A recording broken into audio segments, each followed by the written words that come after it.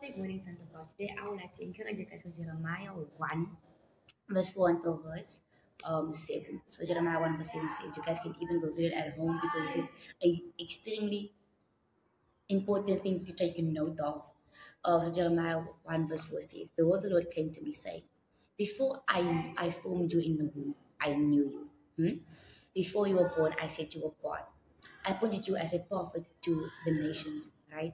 So, what verse 5 is telling us, before you and I were born, come on, God already knew us. He knew us by name, by birth. He knew the assignment He placed on our path. And He knew what He was going to call us as. We weren't just called by our names. I wasn't just called by Elam. Kim wasn't called by just by Kim. Chanel was just called by Chanel. She was called that name for a purpose. And then verse 6 says, O sovereign Lord, I say, I do not know how to speak. I'm only a child. But the Lord said to me, do not say I'm only a child. You must go to everyone I send you to and say whatever I command you.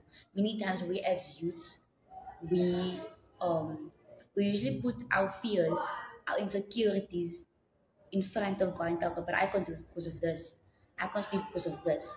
Because why? Because of fear. Jeremiah, he said, well, God, I don't know how to speak. I can't be a prophet to your people and prophesy to people. I don't know how to speak. I can't speak properly. And this alone shows us that Jeremiah is a youth. This alone shows us that he was a child. And we should all know that Jeremiah was raised by priests, right? So he knows what priests do, but he's off about what prophets really do. And God actually gave him a layout on what he should be doing in verse 10. And even in verse 7, he gives him a layout on what he is to be doing and what he should be doing. But now many times we are like Jeremiah. We are like, oh, I can't speak. I can't pray like this person prays. I'm too scared. I'm too shy. Many times we put our insecurities before assignment because Jeremiah, great assignment, he was a prophet. So he had to warn the people and had to warn the people. Yes, had to warn the people about what is to come and for them to turn away from their sin because if you read further, you will get a deeper understanding of Jeremiah's assignment. But many times we as youths, we put our fears before in front of assignment and we are like, no, I can't. But Jeremiah took a pause for a second. Before verse 8 and verse 9, there was a pause. Why? Because they need to be a contemplation. Because in that between those two verses, there's something happened there. And what happened was it's almost like he was contemplating. So many times we think about ourselves. We think about what if I speak wrong? I'm too shy. I have anxiety. I can't speak properly. Many times we put our hindrances before they need. Because what if God gives you a word? Or you see this person, you can see this person needs help. You can see this person wants to talk to you. They want help and they need help. But now because of I'm shy, you are now hindering that person from receiving what God wants him to receive. If Jeremiah did not want, if Jeremiah refused to do God's will, his name wouldn't have been in the Bible. What he did for the people wouldn't have been written in the Bible. But because he took time to think not about himself, but about the people in need. Many times we put ourselves above the needs of others. Jeremiah wanted to do that. That's why he used the excuse of I can't speak properly. But after the assignment has been told and he knew what he was given, he stopped. He was like, this isn't about me anymore. It's about God's people and what they need. This, because what he got it to help the people. He got it to direct the people. When we get something, we keep it to ourselves. Why? Because we're shy.